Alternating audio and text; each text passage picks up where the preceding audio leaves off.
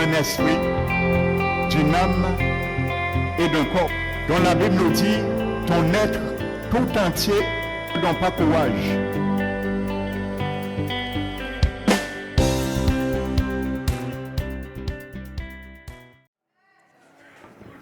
Gloire à l'agneau de Dieu, toi qui as été immolé dès la fondation du monde.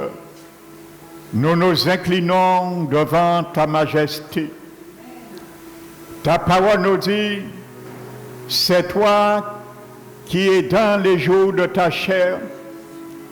Tu as présenté avec grand cri et larmes des supplications et des prières à celui qui pouvait te sauver de la mort. Tu as été exaucé, Seigneur Jésus, à cause de ta piété. Et quand même, tu étais fils de Dieu, tu as appris l'obéissance par les choses que tu as souffert. C'est pour cela aussi, Dieu le Père t'a élevé au-dessus de tout nom et il t'a donné le nom qui est au-dessus de tout nom. Et qu'au nom de Jésus, tous genoux fléchissent dans les cieux, sur la terre et sous la terre.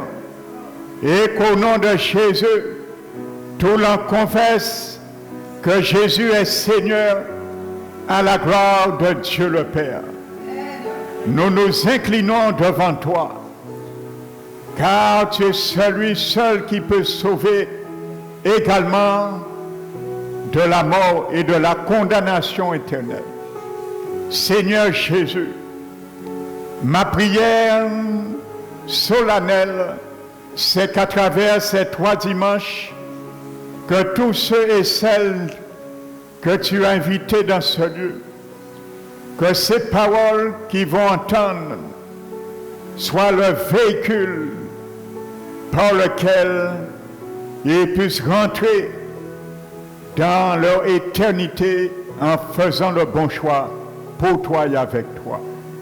Qu'ils soient ainsi, Seigneur, ne permet aucunement à l'ennemi de leur âme, l'adversaire qui s'élève contre ta parole, le diable puisse les contrarier dans leur décision finale et éternelle qu'ils auront à prendre devant toi. Merci, Père éternel, pour la présence de ton esprit au milieu de nous qui nous conduira encore. Merci, Esprit Dieu vivant.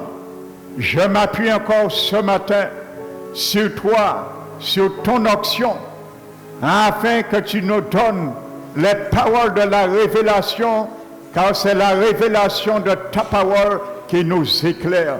Merci de les mettre dans ma bouche, afin qu'ils puissent tomber dans un terrain favorable au milieu de chaque cœur ici présent dans ce lieu. Qu'il soit ainsi, je t'élève, Père, et je te donne la gloire qui est due, au nom de Jésus-Christ. Amen.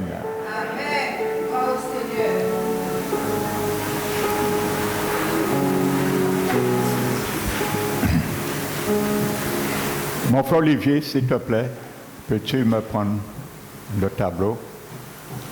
Je bénis fraternellement la présence de chacun de vous et encore une fois particulièrement ceux et celles qui n'étaient pas là dimanche dernier, mais qui sont là pour cette deuxième partie. Amen. Donc pour bien comprendre la suite, je vous encourage, vous qui n'étiez pas là dimanche dernier, nous avons un site, une chaîne sur YouTube. Tapez « Parole qui restaure » et vous aurez la première partie. Parce que je ne vais pas m'étendre, j'ai trop de choses à partager aujourd'hui avec vous. Amen. Alléluia, merci. Merci mon frère Olivier. Amen. Tout le monde voit le tableau? Donc c'est pour vous expliquer certaines choses pour que ça soit gravé comme une marque indélébile dans notre mémoire.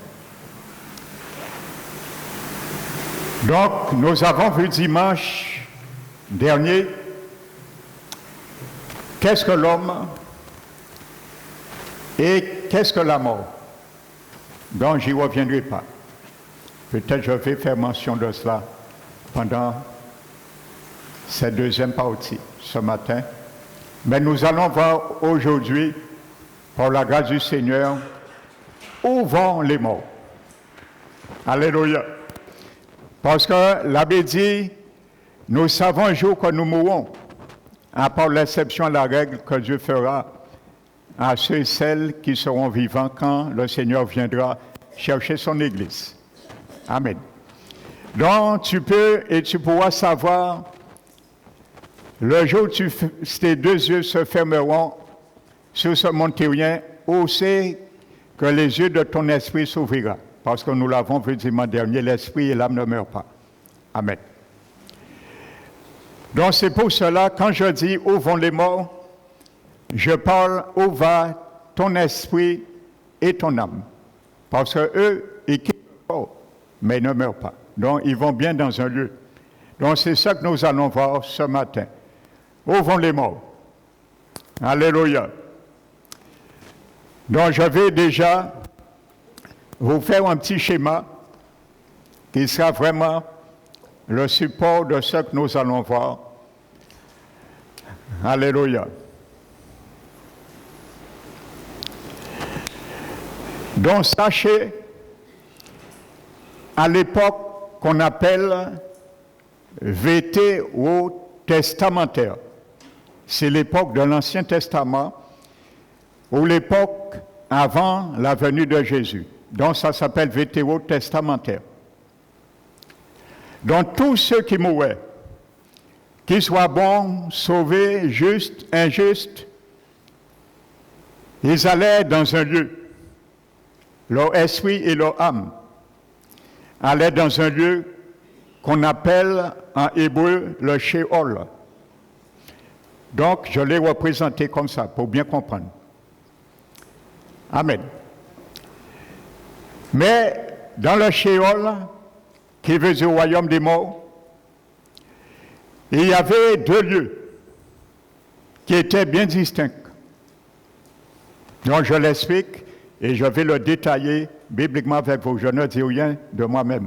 Je vais vous démontrer tout ce que je vous dis est biblique. Alléluia. Donc il y avait deux lieux.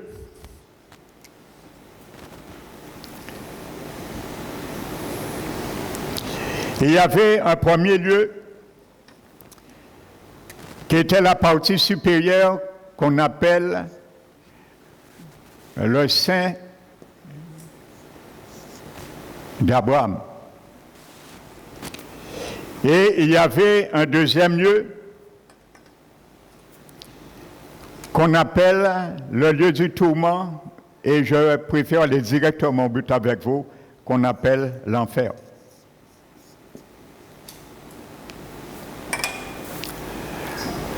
Alléluia.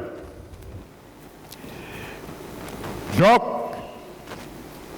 ceux qui allaient là, pourquoi ils allaient là? Parce que Jésus n'était pas encore venu mourir pour quiconque.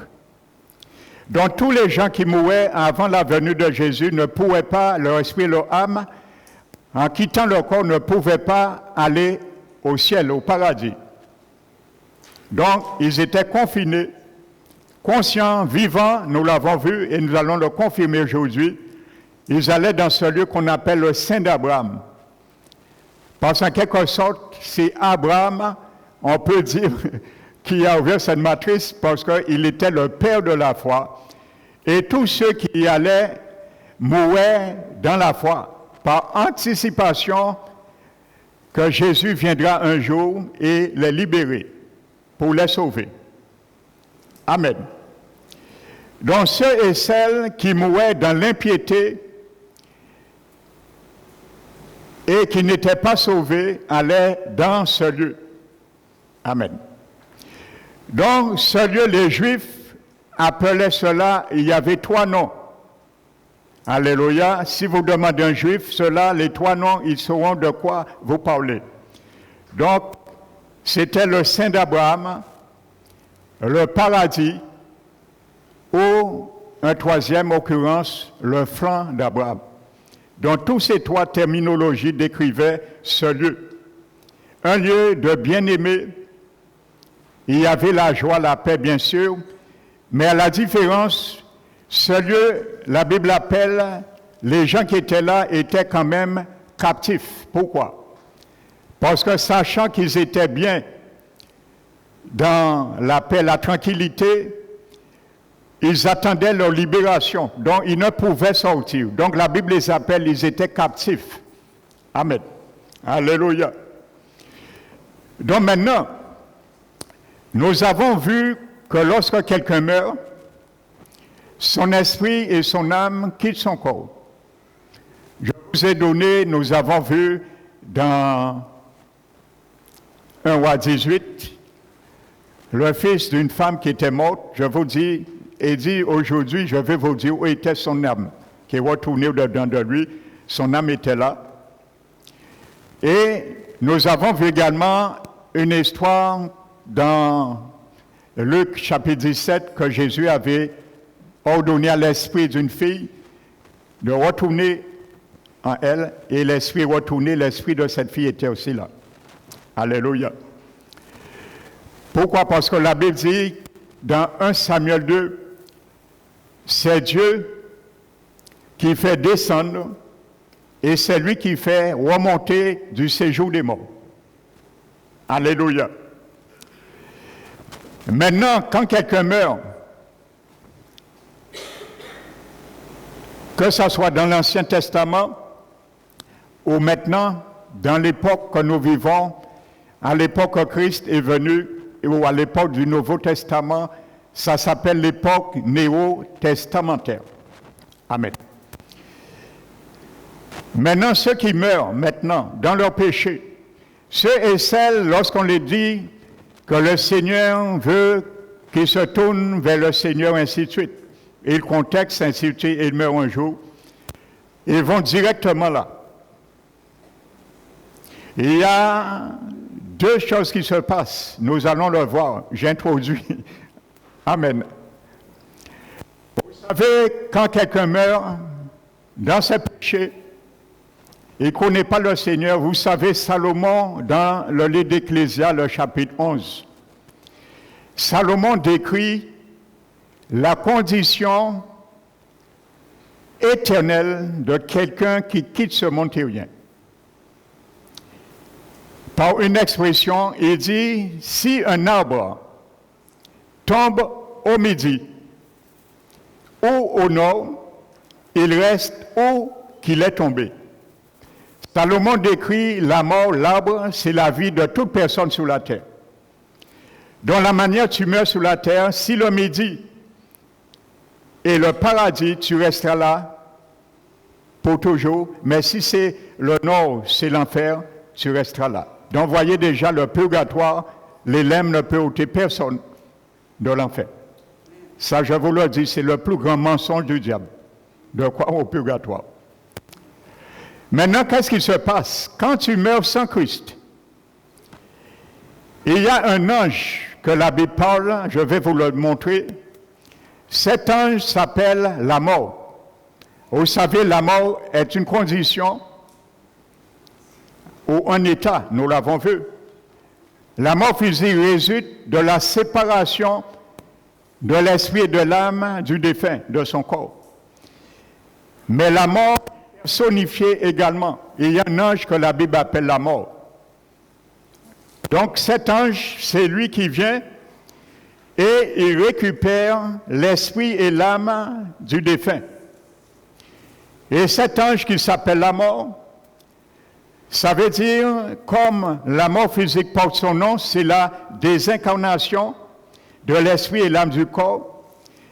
Il prend l'esprit et l'âme et il le chemine vers l'enfer. L'enfer aussi a un ange qui s'appelle son nom. Donc l'ange de la mort, il amène l'esprit du défunt et son âme et il le donne à l'ange qui s'appelle l'enfer. Alléluia. Et maintenant, cet ange s'occupe, c'est lui qui gère cela. Et il y a plusieurs cellules, il y a plusieurs forces. Et en fonction des péchés des gens, ils seront mis dans telle ou telle cellule. Je n'ai pas le temps de tout expliquer parce que l'au-delà, s'il fallait vraiment rentrer en profondeur, il aurait fallu plusieurs dimanches. Amen. Donc, il récupère l'esprit et l'âme de la personne et maintenant la personne est là dans un tourment éternel, la souffrance, conscient, et nous allons voir à quel moment que les gens qui sont là vont sortir. À quel moment? La Bible en parle. Alléluia. Donc, je vais vous montrer déjà ces deux personnages. Amen. Ces deux serviteurs du diable. Et que le Seigneur permet, jusqu'à nouvel ordre, de récupérer l'esprit et l'âme des défunts qui meurent sans lui. Et nous allons voir Dieu, lorsqu'ils auront terminé leur travail, ils seront aussi condamnés. Nous allons voir à quel moment ces deux anges seront condamnés aussi, la Bible parle. Nous allons les voir dans la Bible. Alléluia. Sachez, regardez ce que Jésus dit dans l'évangile de Jean, le chapitre 8. Alléluia.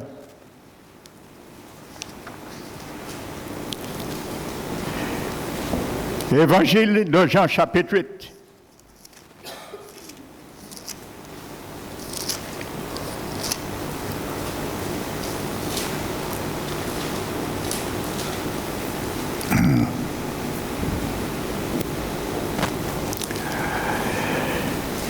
Le verset 51.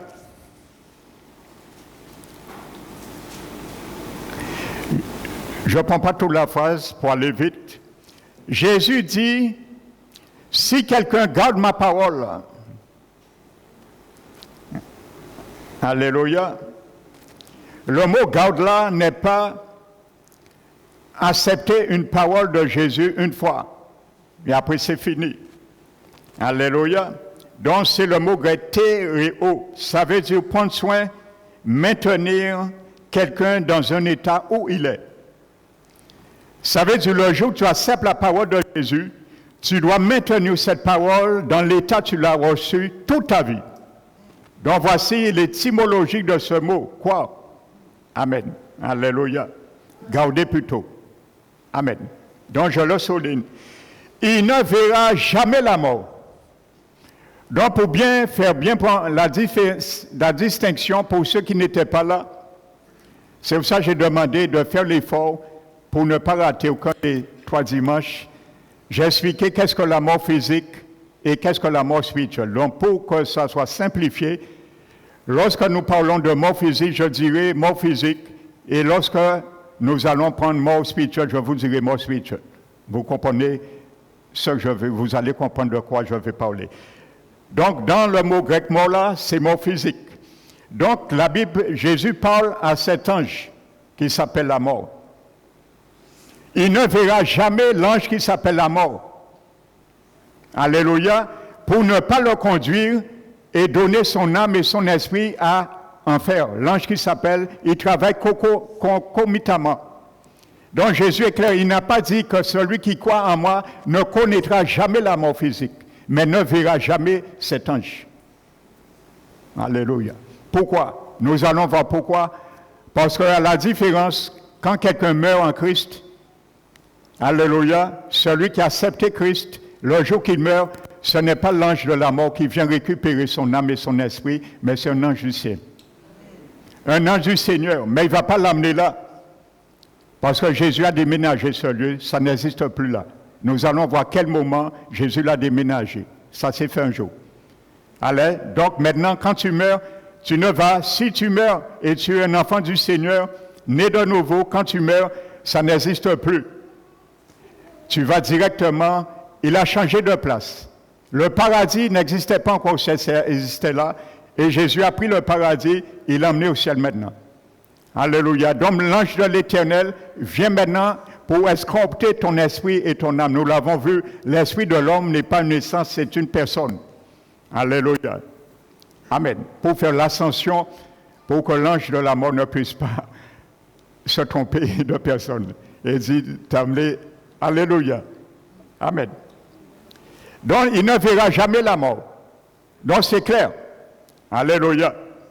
Donc c'est un sujet que j'ai étudié des années, ce qu'on appelle l'au-delà, parce que c'est un thème qui n'est pas facile à expliquer. Alléluia. Maintenant, nous allons voir la réalité de ce que Jésus parlait. Ce sont vraiment deux anges. Prenez Apocalypse chapitre 6. Alléluia. Ça, la Bible nous parle. La période est devant nous là, nous allons voir ça bientôt. Alléluia. Donc il y aura bientôt quelqu'un sera élu, vous allez le voir en direct sur les médias. Il s'appelle l'Antichrist, ce sera un politico-religieux. Il va amener une religion internationale, universelle, ainsi de suite. Ce sera un ennemi de Dieu, contrôlé, ainsi de suite. Mais à ce moment, l'Apocalypse nous décrit ce qui se passera. Alléluia. Pendant ce moment, parce que Dieu va juger la terre également. Et nous, les chrétiens sauvés, nous serons déjà au ciel. Nous n'allons pas vivre ça. Alors, qualifie-toi dès maintenant pour cela. La Bible dit d'Apocalypse chapitre 6, maintenant, lorsque le Seigneur ouvrira le 4e sceau, et regardez ce qui m'a marqué. Si ce matin tu es un petit peu fatigué, tu as tendance à somnoler, pince-toi. Et dis sommeil, non, non, non, ce n'est pas le moment. C'est trop important ce message. Alléluia. Nous allons dormir plus tard. Amen. Il dit, verset 8, « Je regardais et voici parut un cheval de couleur verdâtre, couleur de la mort. » Verdâtre en grec, synonyme de la mort. Alléluia. Il porte sa couleur. Celui qui le montait, celui, la mort personnifiée, voici celui que Jésus parlait. Celui qui le montait, il est un cheval, donc c'est bien cavalier. C'est bien un ange qui s'appelle la mort. Alléluia. Celui qui le montait se nommait la mort. Pourquoi? Parce qu'il y aura des guerres, des famines, des épidémies, et il y aura beaucoup de morts sur la terre à ce moment. C'est quelque chose à venir, hein, ce n'est pas encore fait. Alléluia. Donc, cet ange est chargé à travers toutes ces calamités, ces cataclysmes et famines, ainsi de suite, de récupérer l'esprit et l'âme de ceux qui seront morts. Il s'appelle la mort, parce que c'est son ministère, cet ange. Récupérer l'esprit et l'âme des défunts sur la terre. Donc, c'est lui, la Bible dit, il sera sur un cheval blanc, Jésus nous le révèle. Et celui qui est avec lui s'appelle comment? Le séjour des morts, dans le grec c'est Hadès, ou enfer. Mais je n'ai pas le temps de vous expliquer, le mot Hadès veut dire enfer. Si vous voulez, nous avons notre chaîne, allez sur le site, vous allez taper les 4 parties des régions souterraines de la terre. J'explique ça vraiment détaillé. J'ai pris vraiment du temps. Amen. Donc, Hadès. Donc, ce lieu s'appelle Hadès. À la différence, dans l'Ancien Testament, c'était Sheol, mais dans le Nouveau Testament, comme ce lieu n'existe plus, donc c'est le mot Hadès. Parce que ce lieu n'existe plus, nous allons voir, Jésus va le déménager. Maintenant, tout cela, maintenant, décrit son nom, Hadès. Et Hadès veut dire en grec, enfer. Amen. Donc, je préfère garder le nom que nous connaissons communément enfer. Hadès, c'est la même chose. Je n'ai pas le temps de vous l'expliquer. Alléluia. J'ai un site, allez dessus, vous allez voir, c'est bien détaillé. Amen. Donc, il s'appelle Hadès, le séjour des morts.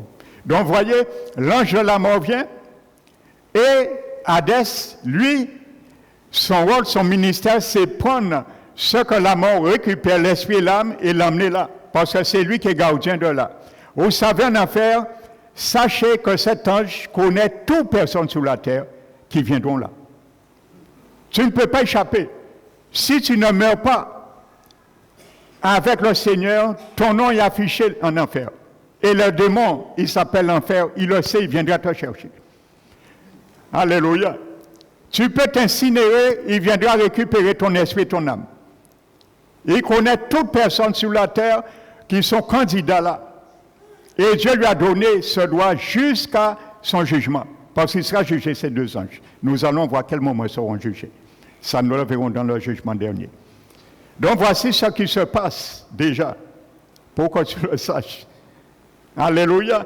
Le deuxième cavalier s'appelle Hadès, en grec. Ce n'est pas séjour des morts. Et il y a des versions littérales qui a mis enfer. Il y a beaucoup de versions littérales, c'est marqué enfer. C'est clair. Alléluia. Parce que ça n'existe plus maintenant. Jésus l'a déménagé. Le Saint d'Abraham, c'est au ciel. Donc, ce qui reste, c'est l'enfer. Alléluia. Donc, maintenant, cet ange a tout pris. Maintenant, il a utilisé aussi ça pour amener des âmes. Et il y a des millions de personnes aujourd'hui, des jeunes et des hommes et des femmes, qui sont dans ça. Amen. Donc là, c'est clair.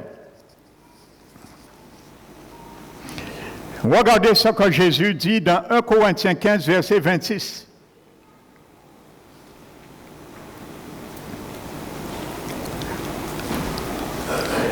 « 1 Corinthiens 15, verset 26. Jésus dit, le dernier ennemi qui sera réduit à l'impuissance, c'est qui? La mort. Donc, voyez, il travaille, mais c'est un ennemi de Dieu également. Le dernier ennemi, c'est lui. Il sera réduit à l'impuissance. Pourquoi? Parce que vous allez voir, après le jugement, il n'y aura plus de mort. Donc, il sera en chômage. Donc, il sera réduit à l'impuissance. Il ne pourra plus désincarner quiconque. Il ne pourra plus aller chercher l'esprit et l'âme de quiconque parce qu'il n'y aura plus de mort. Après le jugement, il n'y a plus de mort. Donc, il y a deux anges qui seront en chômage et aussi condamnés. C'est l'ange de la mort et l'ange qu'on appelle Hadès, ou enfer. Alléluia. Est-ce que les choses sont simples avant que j'aille plus loin? Alléluia. J'aurais pu m'étendre encore sur ça, mais je vous dis, j'ai beaucoup de choses à partager avec vous. Alléluia. Allez sur le site, tapez les 4 régions inférieures de la région inférieure, les 4 parties des régions inférieures, parce qu'il n'y a pas que Hadès, là. D'ailleurs, ce n'est même pas enfer, dans le grec, c'est les enfers. Donc, il y a Hadès, il y a Abyssos, il y a Tartarosas, et il y a un quatrième nom, nous l'allons voir le jour du jugement. Donc, je vais m'étendre uniquement sur Hadès, parce que les deux autres lieux des enfers, ce sont des anges déchus qui sont là. Mais où sont les humains? Ce n'est pas des anges qui sont là, Hadès, c'est les hommes et des femmes. Alléluia. Donc, vous allez me dire, oui, mais qui nous dit qu'ils vont souffrir et que les gens sont vraiment dans un état conscient? Nous l'avons vu. Prenez 1 Samuel chapitre 28. Vous allez voir un cas réel. La Bible nous dit, il y avait un prophète, il s'appelle Samuel. Il avait ordonné le roi Saül. Et à un moment donné, Saül s'est détourné de Dieu. Et des Philistins allaient l'attaquer. Et il s'est pris de panique, sachant pas quoi faire. Il a consulté l'Éternel. le Seigneur ne répond ni dans l'Urim ni dans le Thummim. Et à ce moment, il a recours à la science occulte qu'on appelle la nécromancie. C'est la science qui consiste à invoquer des morts. C'est ça que les gardiens des affaires font. Donc, il est allé consulter une femme qui invoque les morts. Lévitique 18, Ésaïe 8, 19, notez. Si Dieu nous demande de ne pas invoquer des morts, c'est parce que c'est une science qui est faisable. Amen, nous sommes d'accord. Si Dieu me dit dans Deutéronome 18 de ne pas aller consulter un magicien, nous savons très bien que les magiciens existent. Dieu ne te demande pas de ne pas aller dans un lieu qui n'existe pas, de faire quelque chose qui n'est pas possible. Donc, Dieu décrit l'interdiction, des corps d'interdiction de certaines choses. Lévitique 18 le dit, Deutéronome, pardon, 18. De ne pas aller chez qui invoquent les morts. Mais je vais t'expliquer comment les guimboiseurs invoquent les morts. Ça se fait. La Bible nous dit dans 1 Samuel chapitre 25, j'insiste sur cela. 1 Samuel 25, Samuel est mort. Amen. On l'a enterré dans sa ville natale qui s'appelle Rama. Donc nous sommes d'accord, la Bible dit il est mort, il a été enterré. Mais vous allez voir, l'esprit et l'âme de Samuel n'étaient pas à la tombe à Rama, il était là. Je l'écris encore au sein d'Abraham.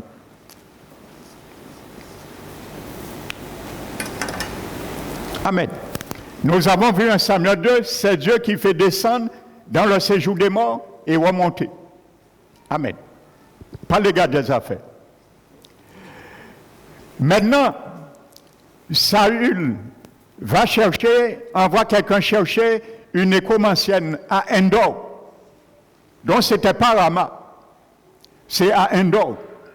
Donc, ce n'est pas à Endor que Samuel a été enterré. C'est à Rama. Donc, voyez bien, il ne parlait pas au corps. Alléluia. Et la Bible dit que Saül lui dit, invoque-moi, fais-moi monter quelqu'un. Et la femme lui dit, qui est-ce que tu veux que je fasse monter? Parce que ça se faisait. Il n'y a rien de nouveau sur le soleil. Et il dit, fais-moi monter Samuel. Amen. La Bible dit, Samuel est mieux et mon vieux. Amen. Et il vient et il fait monter Samuel. Mais vous savez, ce miracle, Dieu a permis cela. Ce n'est pas la femme qui a fait monter Samuel. Dieu a permis cela pour gifler Saül. Mais regardez quelque chose. Cette femme et les guimboiseurs, lorsqu'ils vous disent qu'ils invoquent un mort, ils invoquent un saint, ils font un cercle kabbalistique et ils peuvent parler soi-disant pour un saint. Mais c'est pour un démon qu'ils peuvent parler parce que les saints par en bas, ils sont en haut. Donc si tu as invoqué un saint, tu as invoqué en haut. Donc déjà, mensonge du diable. Deuxièmement, ils ne communiquent pas parce que Dieu a interdit de communiquer avec les morts parce que la Bible dit, Ecclésias 12, que les morts ne savent plus ce qui se fait sous le soleil, mais pas dans l'au-delà. Donc, ils invoquent, mais qu'est-ce qu'ils font? Il y a un médium, un esprit trompeur qui travaille et trafique avec eux. Donc, c'est l'esprit trompeur qui ira en enfer et interroger le défunt qui s'y trouve et porter l'information au gain des affaires. C'est pour ça que je dis, mais c'est mon ça fort. Qui gens ils connaissent ça est passé, en pas même t'es net, grand-mère, moi, ainsi de suite. Il ne parle pas directement avec le défunt, c'est interdit. Donc, je le disais dimanche, ceux qui prient Marie, vous rentrez dans la science de la nécromancie. Et Dieu condamne cela. C'est un péché abominable de prier Marie. Marie, elle est morte. Tu invoques un mort. Tu fais comme un gars des affaires quand tu invoques Marie. C'est la même science pour Dieu. Alléluia. Que ça choque ou pas, mais je vous dis la vérité. Si vous le faites, arrêter de faire ça dès aujourd'hui. Alléluia. Et donne l'information. Donc, cette femme, dans 1 Samuel 28, avait l'habitude de faire cela. Donc, il ne voyait jamais le mort. Il pensait que c'est le mort, le défunt, parce que les esprits peuvent imiter la voix du défunt et même prendre son apparence. C'est pour ça, à Londres, moi qui ai un pèlerinage, je crois que Marie, mais son démon qui a en forme à Marie. Marie peut apparaître à pas mon ciel. Amen. Donc maintenant, regardez le truchement. La Bible dit que Samuel monte. Ce n'est pas un démon.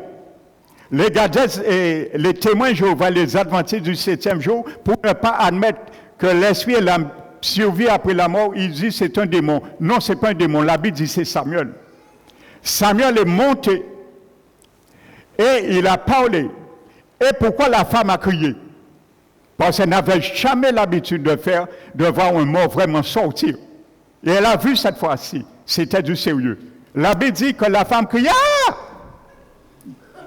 Pourquoi? Elle n'avait jamais vu un mort vraiment sortir. Lorsqu'il faisait monter, c'était des truchements des démons trompeurs. Eh bien, là, vu, c'est Dieu qui a permis ça. Et Samuel a parlé directement à Saül. Donc, Samuel était bien vivant. Il avait un corps. La Bible dit, Saül lui dit comment il est. Il a dit, il est vieux, il a un manteau. Il avait bien son corps. Et je vais te montrer, quand tu meurs, que tu sois là ou là, Dieu te donne un corps. Nous allons le voir dans la Bible. Jusqu'à la résurrection de ton corps. Pour reprendre ton corps physique à la résurrection. Pour bien comprendre cela, qu'après la mort, ce n'est pas un jeu. La manière tu tomberas, comme Salomon l'a dit, tu demeureras éternellement. Personne ne te lèvera. Ni les prières, ni l'État, ni les 144 prières, ni les ciels, ni les bougies, ni les pleurs, rien. Et j'aime le dire, en enfer, Jésus casse la marche arrière. Tu ne peux plus faire marche arrière. C'est fini. On ne peut plus revenir. Demander pardon. Il n'y a plus de pardon dans ce séjour. Amen. Donc voici un cas concret. Samuel avait un corps. Il avait toute sa capacité. Il a reconnu Saül. Il a dit, je t'avais déjà dit ça sur la terre avant que je meure. De arrêter de rentrer dans l'idolâtrie. Parce que c'est lui qui avait ordonné Saül. Amen. Amen. Donc voici un cas. Voici un cas. Prenons un autre cas pour bien montrer la survie. L'esprit et l'âme ne meurent pas, frères et sœurs. La Bible en parle. Prenez Apocalypse 6. Il y a beaucoup d'autres, je ne vais pas tout prendre. Toujours cette même période, la Bible dit qu'il y aura des chrétiens. Car quand cet homme viendra, ceux qui ne voudront pas accepter la marque, il va imposer une marque. Ça commence à se faire. Dans le monde, suivez bien les informations. L'identité, la monnaie numérique commence, c'est le duplicata de cette marque, 666. Ce n'est pas le sujet aujourd'hui. La Bible dit qu'il y aura des martyrs, parce que si tu ne veux pas accepter cette marque, tu seras obligé de faire un choix. Soit tu perds ta vie, ou tu perds tout. Si tu prends cette marque, c'est fini pour toi. C'est l'enfer éternel qui t'attend. La Bible dit, verset 9, quand il ouvrit le 5e sceau, je vis sous l'autel les âmes de ceux qui avaient été immolés, et à cause de la parole de Dieu et à cause du témoignage qu'il avait rendu, les âmes. Pourquoi la Bible parle des âmes? C'est le grec emploie le mot âme pour bien montrer ce sont des gens qui ont été désincarnés sur la terre de leur corps physique. Et ils sont au ciel. Amen. Ton âme est une personne qui ne meurt pas. Et regardez, ils crièrent d'une voix forte. Ton âme a une voix. Comment on dit que quand tu meurs, c'est fini. La Bible est claire. Ils ont été martyrisés, ils parlent avec Dieu. Donc la mort physique, c'est un séjour, un véhicule qui te propulse soit en enfer ou soit au paradis. C'est tout. Mais la vie persiste. En disant jusqu'à quand mettre véritable saint d'auteur à juger, tirer vengeance d'autres sang sur les habitants de la terre. Ils se rappellent, ils viennent de mourir sur la terre. Leur mémoire n'est pas aliénée. La mémoire persiste. Les sens sont là, frères et sœurs. Et Jésus leur dit, attends un petit moment, parce qu'il y a d'autres qui seront mis à mort. Et nous allons voir dans la partie dimanche prochain, la résurrection, je vais vous montrer à quel moment ces âmes reviennent à la vie, pour bien montrer qu'ils étaient bien morts. La Bible nous dit à quel moment ils reviennent à la vie. Leurs âmes reprennent nos corps et ils reviennent à la vie. Alléluia. Donc voici quelques tests, il y en a d'autres. Amen. Je vais passer dessus.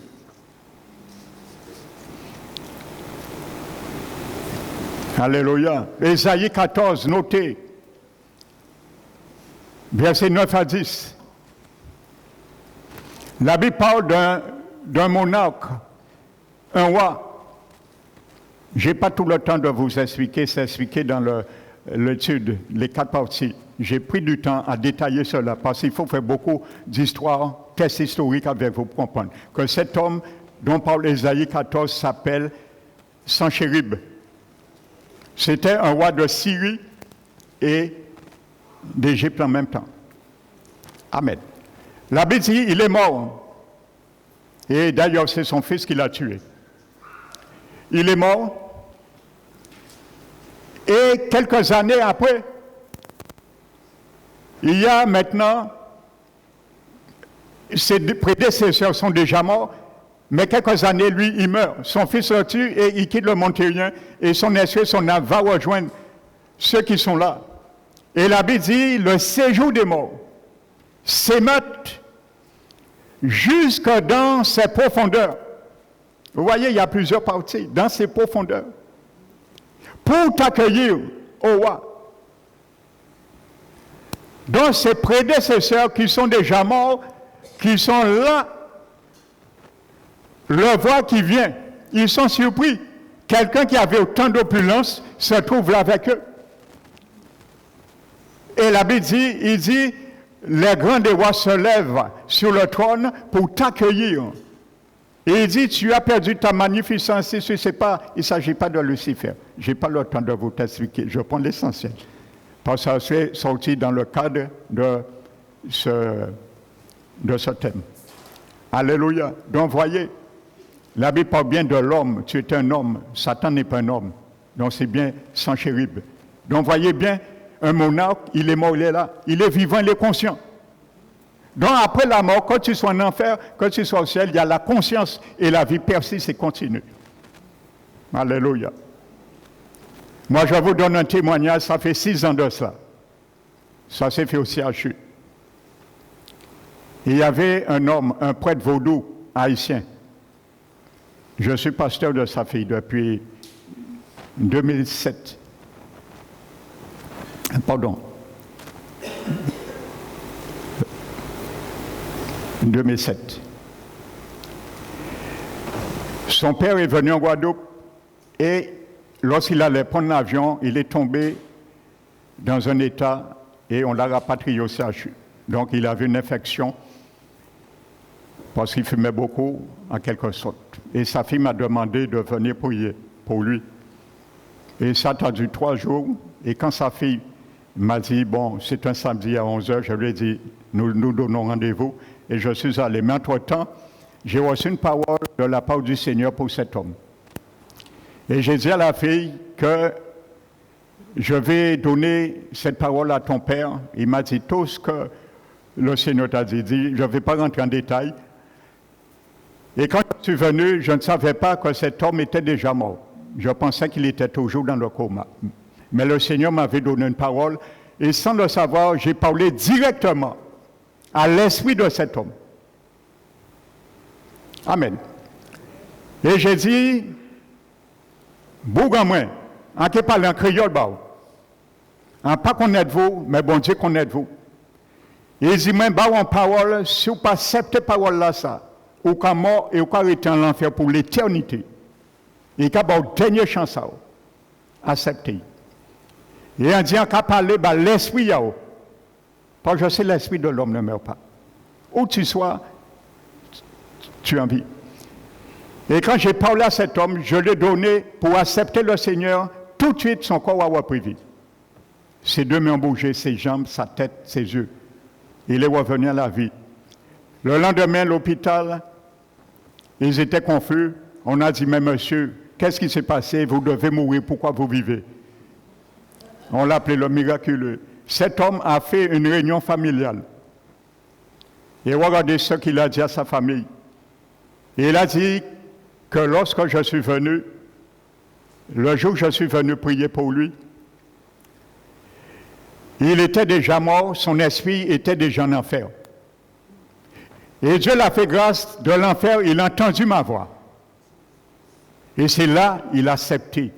Et il a dit, il a ses deux mains, ses deux bras bougés, ses jambes, tout ça, c'est un enfer qui sortait. Il est retourné dans son corps. Et c'est là qu'il est revenu.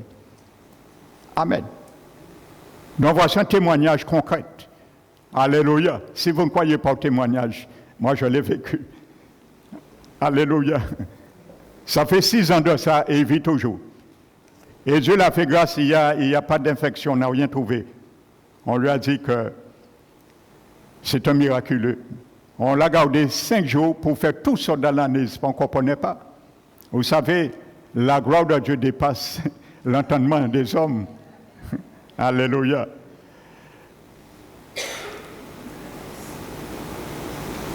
Donc je vais passer, parce qu'il y a beaucoup de choses à dire. Nous allons ouvrir maintenant. Tout ce que je vous ai expliqué succinctement, le Seigneur Jésus lui-même va le confirmer. Ce n'est pas le pasteur Emmanuel qui va le confirmer. Alléluia. Jésus va raconter une histoire. Et si ta Bible a un sous-titre dedans, parabole, tu peux mettre du blanc sur ce terme, parabole. Ce n'est pas une parabole. Ce sont les copistes qui ont ajouté ce mot parabole. Jésus parlait d'une histoire vraie.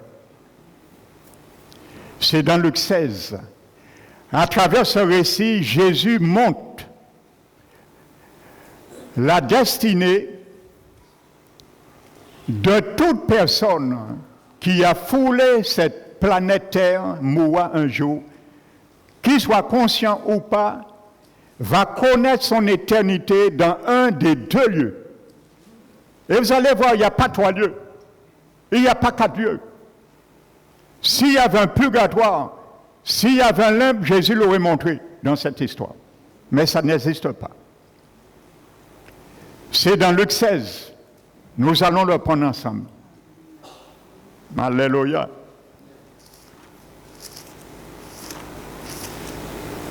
Luc 16. Jésus dit, et vous savez pourquoi Jésus a raconté cette histoire? C'était pour gifler 2 classes d'hommes. C'était les pharisiens et c'était les sadducéens. Les pharisiens croyaient que depuis on est juif, on est fils d'Abraham, Abraham est notre père, peu importe la manière nous mourrons, nous serons sauvés. Ils allaient comprendre, le riche qui parle là était un juif. Jésus a démontré c'est faux ça. Il y a beaucoup aujourd'hui qui disent, moi en fait catholique, moi j'ai changé de religion. Ça tu te trouves dans la catégorie de ce riche. Amen. Deuxièmement, les Sadducéens ne croyaient pas à la résurrection des morts. Donc Jésus a fait une pierre deux coups. Et dans l'histoire, Jésus va démontrer que la résurrection des morts existe. Nous allons le voir. Donc il a giflé ces deux classes, pharisiens et sadducéens. La Bible dit, verset 19, il y avait un homme, il nomme leur nom, ce n'est pas une parabole. Les paraboles, Jésus dit, le royaume des cieux est semblable. Non, ce n'est pas une parabole, il donne les noms des gens qui ont existé avant l'incarnation de Jésus. Riche, qui était vêtu de pourpre, ainsi de suite. Verset 20, un pauvre nommé Lazare était couché à sa porte, couvert d'ulcère, ainsi de suite. Verset 22, le riche mourut. Nous sommes d'accord? Alléluia.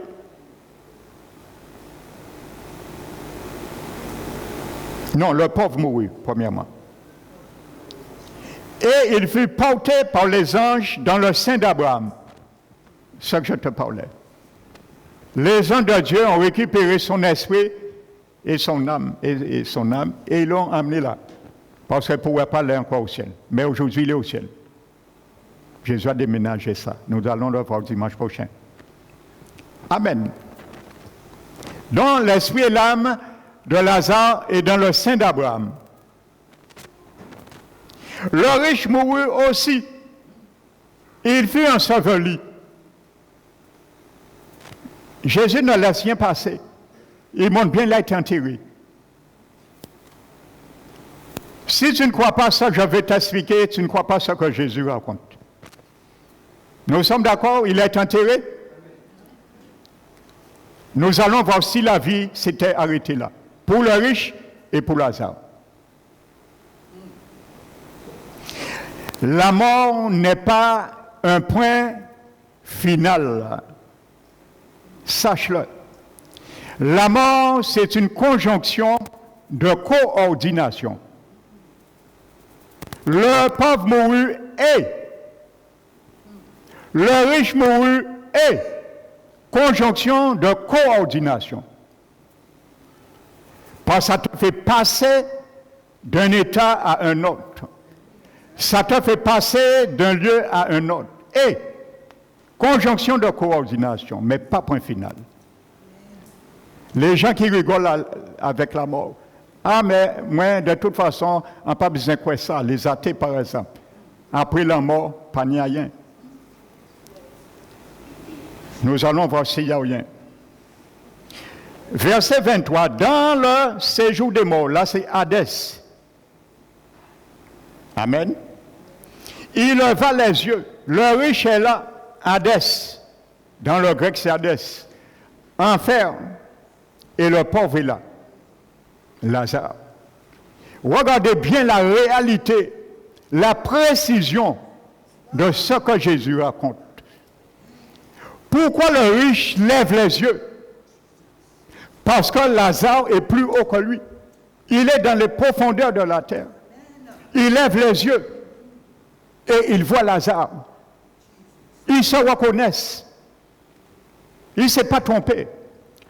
Ta mémoire, ta conscience, tes facultés, ton âme garde ses facultés.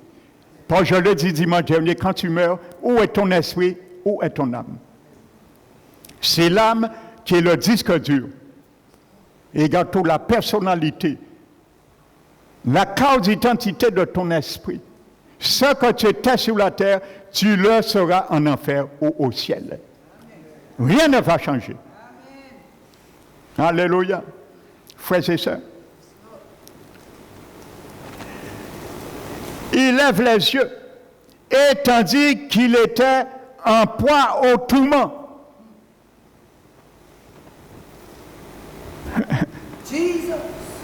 Comment le riche a été enseveli et il souffre? Ça ne tient pas debout. Expliquez-moi ça. Quelqu'un a été enterré et il souffre dans un tourment de feu. Alléluia. Tu es obligé d'admettre qu'il y a une vie après la mort. Et que l'enfer est réel. Frères et sœurs. Alléluia.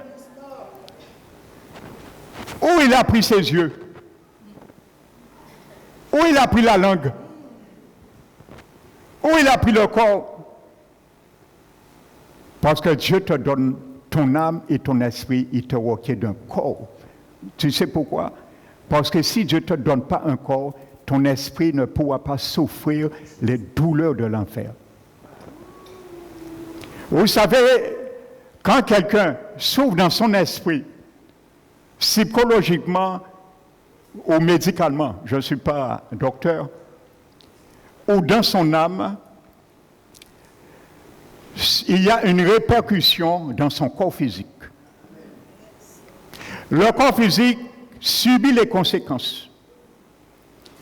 Et je vous disais que la mort, certaine et envisagée, Salomon le dit, c'est lorsque le cordon argent est rompu. Parce que c'est l'esprit, nous l'avons vu, humain qui amène les fonctions vitales du corps à travers le cordon argent. Et j'expliquais, même si un sorcier quitte son corps, l'élastique, le cordon fait l'élastique, tant il n'est pas rompu, le corps reste chez lui, mais le corps n'est pas mort. Parce que le cordon argent, c'est son esprit qui relie la vie à son corps. Alléluia. Dont les fonctions vitales que la médecine ne peut pas bien sûr expliquer, parce que les choses cachées appartiennent à Dieu. Alléluia. Les fonctions vitales de l'esprit qui amène le corps viennent du cordon argent. Amen. Donc c'est pour cela que Dieu te requiert un corps, frères et sœurs. Alléluia. Pour souffrir les tourments, les flammes de l'enfer. Nous l'avons vu dimanche dernier, Paul disait dans 2 Corinthiens 5, il ne veut pas lorsqu'il meurt, il reste sans corps. Le mot gymnos en grec, sans corps. Paul ne veut pas, en attendant la résurrection de son corps réel, il ne veut pas rester jusqu'à l'avènement du Seigneur sans corps. Et il employait 2 verbes qui sont unis par la conjonction et ces 2 infinitifs qui démontrent aussi bien le jour qu'il se désincarne, il revêt un manteau, un vêtement sur son âme et son esprit, en attendant la résurrection. Frères et sœurs. Alléluia. Donc ça, je ne fais pas m'étendre trop. Je vais aller à l'essentiel. Allez, tous ces détails, je l'ai expliqué déjà dans d'autres enseignements. Donc, Luc 16. Donc, voyez bien, il y a une réalité. La personne est requiert vraiment d'un corps. Je vais te donner quelques versets à l'appui. Prenons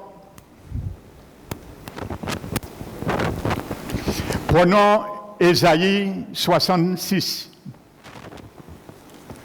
Ne fermons pas Luc. Ésaïe 66.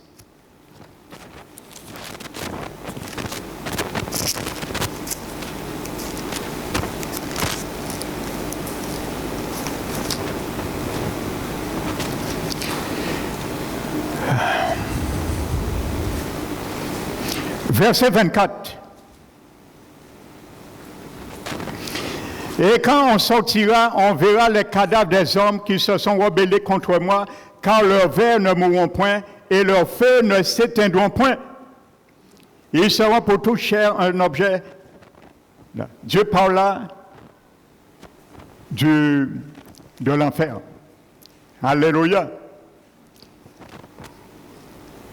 Dans Ésaïe 14, nous avons vu, verset 11, regardez ce que Dieu dit à Sanchérib. Ésaïe 14, verset 11. Ta magnificence descendue dans le séjour des morts, en Hadès, avec le son des télupes. Sous toi est une couche de verre, et les vers seront ta couverture.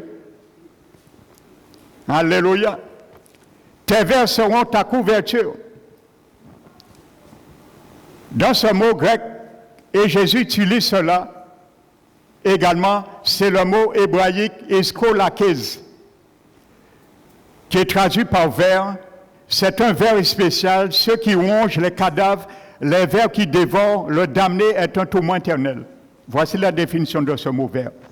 Ce sont des vers réels et spirituels qui ne meurent pas. Même dans le feu, ils ne meurent pas. Alléluia. Ça veut dire que ça va ronger le corps que tu as. Le corps va se détériorer. Et à la seconde suivante, la minute suivante, le corps va repousser, ainsi de suite. S'il fallait vous donner des témoignages, je préfère ne pas, comment dirais-je, associer des témoignages. Cette fois-ci, je veux parler uniquement de ce que dit la Bible. Mais je vous encourage, tapez sur YouTube, témoignages de l'enfer du ciel. Vous allez voir ce que je vous explique, la Bible explique. Des vers qui ne murmurent, qui tourmentent, qui font des sillons dans le corps des gens, frères et sœurs, qui sortent dans leur bouche, dans leurs orbites, pour bien montrer que c'est une réalité, que les vers ne mourront pas. Alléluia, frères et sœurs. C'est une réalité. Jésus l'a dit dans Marc 9, 48. Craignez plutôt celui. Il dit, si ta main droite ou ton œil est ton occasion de chute, mieux vaut l'arracher et rentrer dans le royaume sans manchot ou aveugle, de peur que tu ne sois jeté dans la géhenne où leurs vers ne mourront point. Jésus n'a pas dit où les vers ne mourront point, où leurs vers ne mourront point. Ça veut dire que chaque personne, avec ce corps qui se putréfie, ainsi de suite, dans la souffrance, il y aura des vers par moment qui vont ronger, mais comme ce sont des larves, ça se reproduit. Les vers ne mourront point, leurs vers ne mourront point. Qui te montre bien que tu as un corps quand tu es là. Le riche avait un corps, Abraham avait un corps. Ils avaient des yeux, ils avaient une langue. Alléluia. Continuons. Et vit de loin Abraham et Lazare dans son sein. Il s'écria, Père Abraham, voici la désolation. Il a cru que parce qu'il était un fils d'Abraham juif, qu'il serait dans le sein d'Abraham, mais il se rend compte. Mon ami, ne te laisse pas prendre par la mort pour regretter après. Aujourd'hui, tu connais la vérité aujourd'hui. Je te l'annonce. Fais le bon choix. Quand tu meurs, ne pas te retrouver là. Rien ne va te retirer là. Lisez le Psaume 49, vous allez voir. Pour qu'il trempe le bout de son doigt. Où c'est que Lazare a pris le doigt? Il a été enseveli. Alléluia. C'est des questions qu'il faut se poser. La Bible est claire, il a été enterré. Il y a tous les deux enterrés, il n'y a pas qu'on est encore. Quand vous voyez, je vous dis, quand je vais dans des enterrements aujourd'hui, je pleure à l'intérieur de moi. Quand j'entends le slogan « Paix et son âme », c'est ça qu'on entend. Ah, paix et son âme. Il était bien, il était bon. Il m'a aidé, paix et son âme, il est dans la présence Seigneur. Moi, je suis attristé au fond de moi. Je dis, si les gens savaient ce qu'ils disaient, peut-être cette personne est dans un tourment éternel. Et on croit qu'il est au ciel. Parce qu'il a cru à la tradition. Elle a cru aux bonnes œuvres qu'on aurait pu faire. Ainsi de suite. Alléluia. Donc, je préfère te dire la vérité. Il y a beaucoup peut-être de serviteurs qui vont cacher ces vérités pour ne pas te faire peur, ne pas te faire peur. Mais je te le dis, je n'ai pas le droit de te le cacher. Amen. Le bout de son doigt dans l'eau et me rafraîchisse la langue. Alléluia, l'enfer est réel. C'est une réalité, frères et sœurs. Il y a la vie. Et je dis, l'enfer, c'est un institut d'apprentissage pour faire accepter et comprendre tous ceux et celles qui n'ont pas voulu accepter, comprendre ce que dit la Bible avant.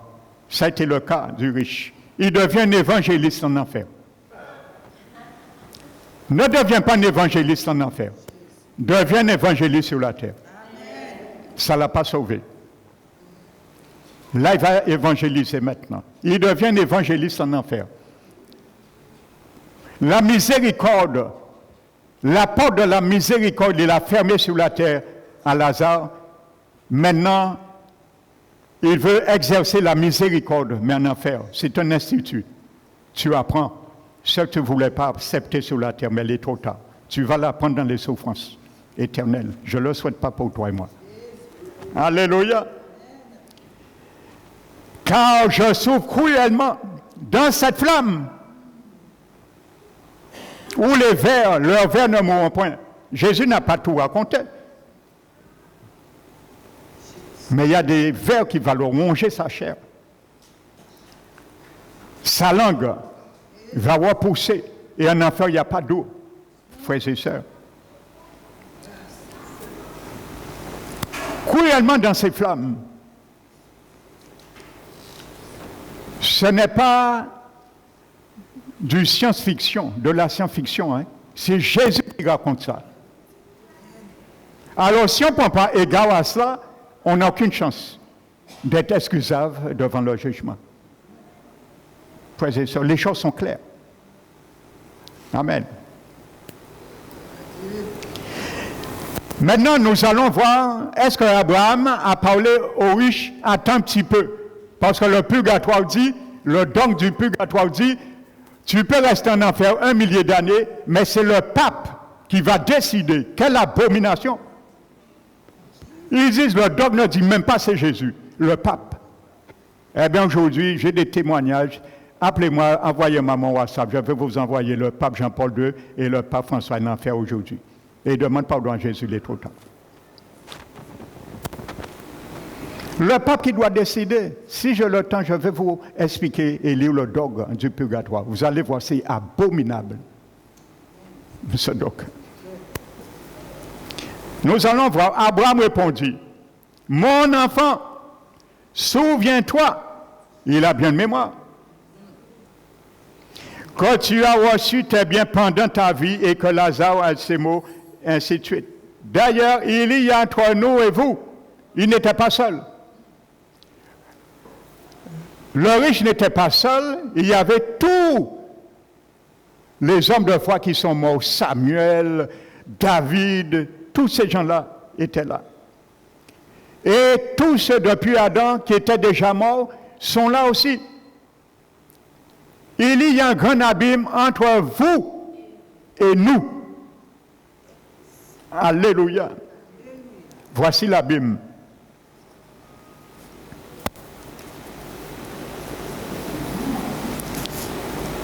Il y a un abîme.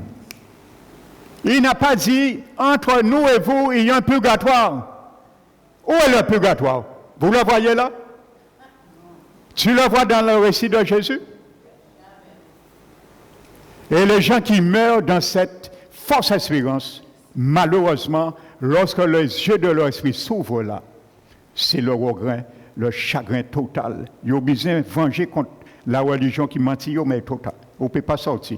Vous pouvez venger, vous pouvez être là qui vient joindre vous. Mon n'a introduit en enfer. Un grand abîme afin que ceux qui voudraient passer d'ici vers nous et vice-versa, c'est impossible. Quand tu es en enfer, le purgatoire ne peut pas te sortir et te mettre au paradis. Jésus a dit c'est impossible. Lisez votre Bible. Jésus a dit, lorsque vous suivez un conducteur, sachez qui il est. Cherchez ce qu'il vous dit, si c'est en harmonie avec la Bible. Je vous dis, tout ce que je vous enseigne, je vous le montre dans la Bible.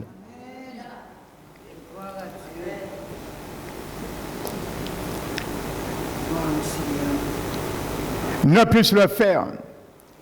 Leur il dit, je te prie donc, Père Abraham, d'envoyer Lazare. Ça maintenant, il a giflé les pharisiens. Jésus va gifler les sadducéens. Je te prie, Abraham, d'envoyer dans ma famille car j'ai 5 frères. Il se rappelle, la Bible dit que les morts ne savent plus ce qui se fait sous le soleil. Pourquoi sa mémoire se rappelle? Quand il est mort, il a laissé 5 frères sur la terre. Donc il s'agit bien sous le soleil, mais pas dans l'au-delà. Salomon a employé 29 fois dans tous ses écrits ecclésias le terme sous le soleil, 29 fois.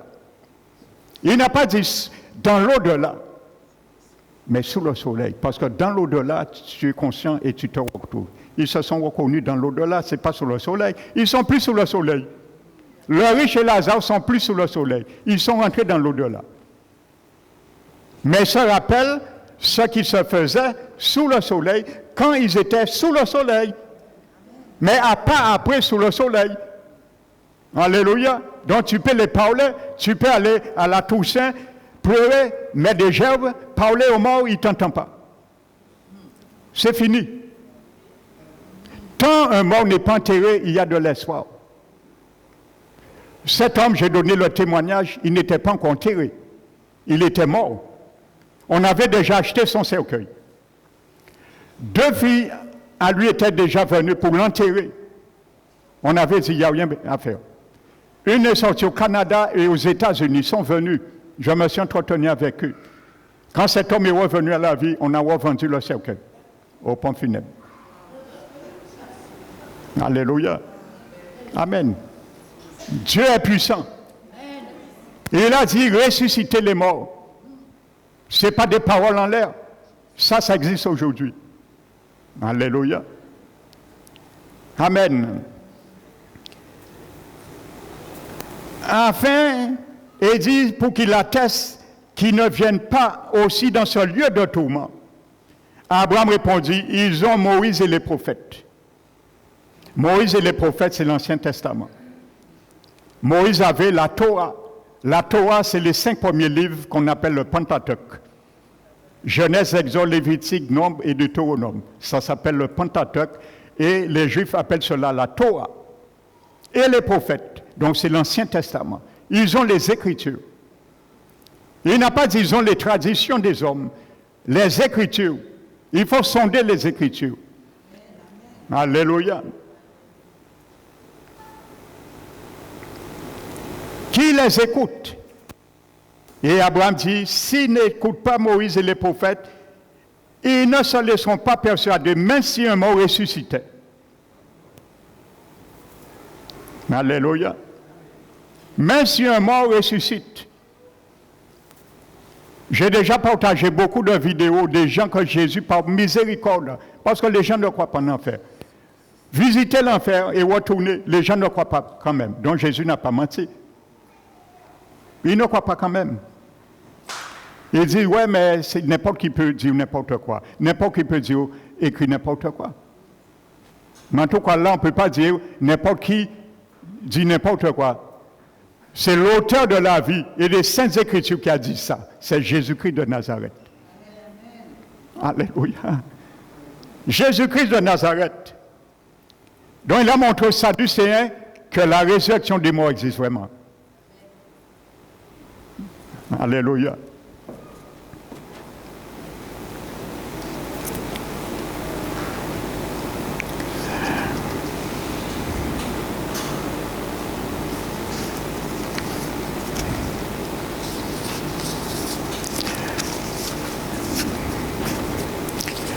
Je vais vous lire la page 134, juste un petit extrait de plusieurs ouvrages que j'ai.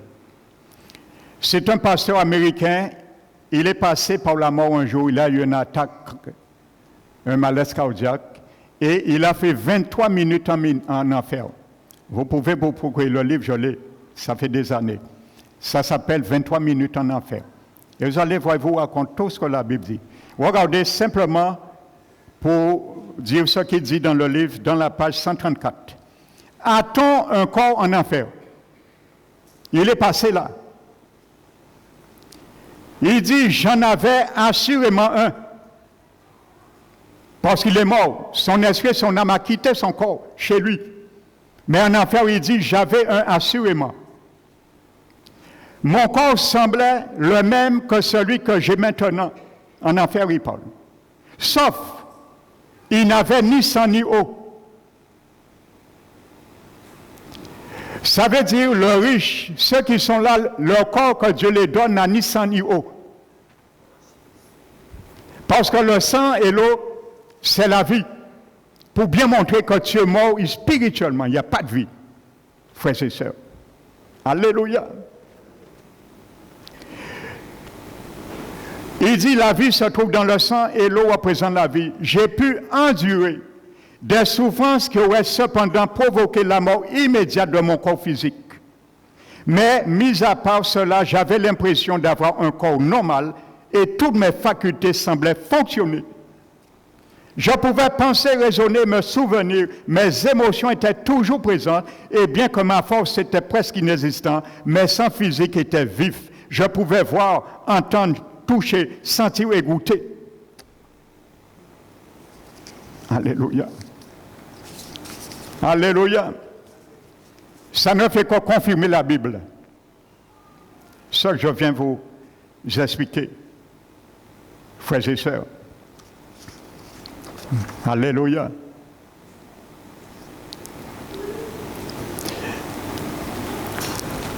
Je vais m'arrêter ce matin-là. Ça, Jésus était homme à 100% comme toi et moi. Jésus avait une âme, un esprit et un corps. Le psaume 16, c'est Jésus qui parle par la bouche de David. C'est un monologue. Il dit, je vois constamment l'Éternel devant moi. Quand il est à ma droite, je ne chancelle point. Mon esprit, mon cœur dans l'allégresse. Alléluia. Et mon corps repose en paix. Car tu ne livreras pas mon âme dans la main d'Hadès, dans le séjour des morts. Au séjour des morts, tu ne livreras pas mon âme pour rester constamment dans la main d'Hadès. Il était conscient de cela, frères et sœurs. Alléluia. Et pour bien montrer que ce n'est pas de David qu'il parlait, regardez ce que Paul dit. Paul le confirme, acte 2.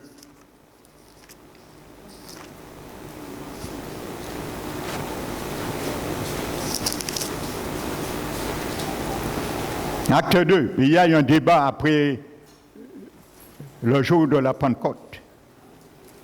Il dit, verset 22, « Homme israélite, Pierre qui parle, écoutez ces paroles, ainsi de suite. » Vous allez lire.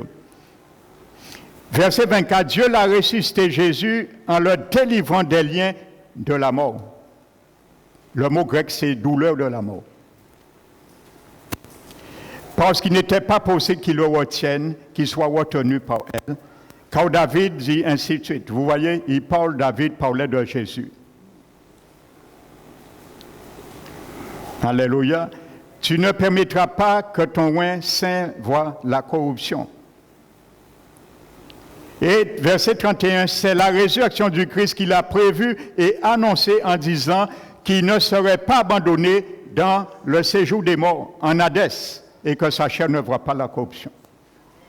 Les choses sont claires. L'âme de Jésus est allée là. Il était obligé d'aller là pour payer pour toi.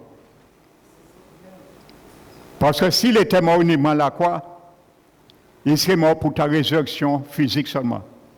Mais Jésus, ça c'est un autre sujet, je ne vais pas m'écarter. Jésus est mort spirituellement aussi, pour te ressusciter spirituellement. Jésus est mort 2 fois. Mais ça je retire dans le cadre de l'enseignement. C'est un autre enseignement qui est long. Amen. Physiquement et spirituellement. Parce que Adam est mort 2 fois. Spirituellement et physiquement. Jésus était 100% homme. Le dernier Adam, la Bible, il devait mourir physiquement et spirituellement. Alléluia. Et pour finir, l'apôtre Pierre dit lui-même, c'est Jésus qui lui a dit où était son esprit. L'esprit de Jésus, vous savez où il était? Pierre nous le dit dans 1 Pierre 3. Il dit, lui, juste, mort pour des injustes. La Bible dit qu'il a été mis à mort quant à la chair, mais ressuscité, rendu à la vie. Son esprit a été rendu à la vie. Amen. Et la Bible dit, par lequel aussi, par lequel aussi, la Bible ne dit pas dans lequel aussi, parce que beaucoup ne pas admettre cela. Ils ont dit que la Bible parle de l'esprit de Jésus qui était en Noé. Ça ne tient pas debout. La Bible ne dit pas dans lequel, par lequel, on aurait compris, mais dans lequel. Le même esprit de Jésus, quand il est mort, il est allé là. 1 Pierre 3 est clair. Et il a parlé à tous les gens qui étaient morts au déluge. Donc ils étaient bien là, les gens qui sont morts pendant le déluge. La Bible est claire, ce n'est pas moi qui le dis. 1 Pierre 3. Il a parlé, il n'a pas prêché l'évangile. Parce que le mot grec employé pour prêcher, c'est une mauvaise traduction, c'est le mot kureso. Kureso veut dire faire une proclamation. Et prêcher l'évangile veut dire anagéliso. Donc c'est kureso. Donc Jésus a fait une proclamation, ce n'est pas ça qu'il a dit. Mais moi je crois qu'il a dit, lorsque Noé venait vous prêcher l'évangile, c'est de ma part qu'il venait. Vous l'avez refusé, vous m'avez refusé, maintenant c'est là votre châtiment éternel. Donc la Bible dit clairement, l'esprit de Jésus était là et il le confirme dans le psaume 16, son âme. Vous voyez, son esprit n'était pas au ciel et son âme là. Alléluia. Donc les choses sont claires, frères et sœurs.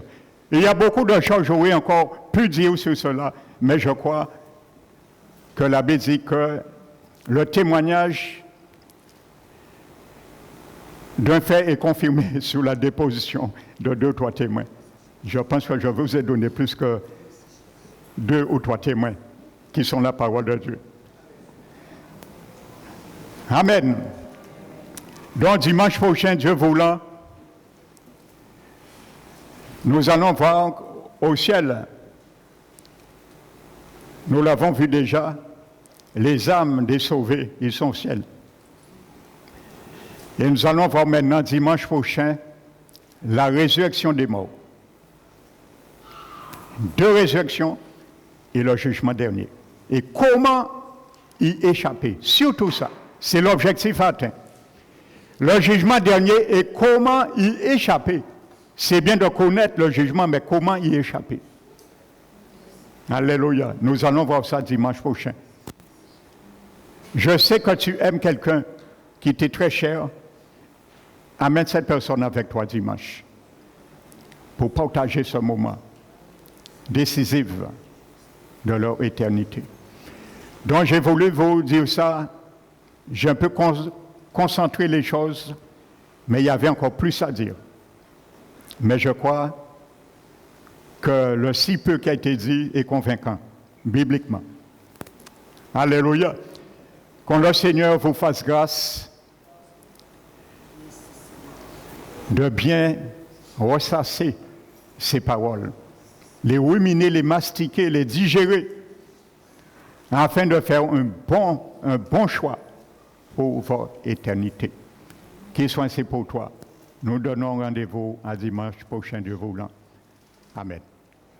Nous allons glorifier le Seigneur.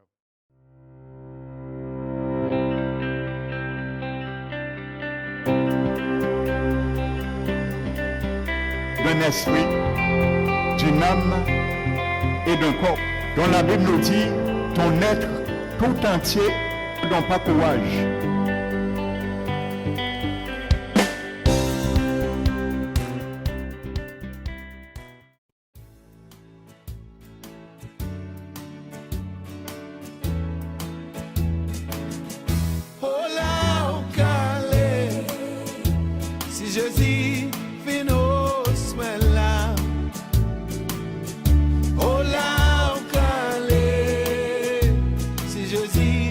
vino swella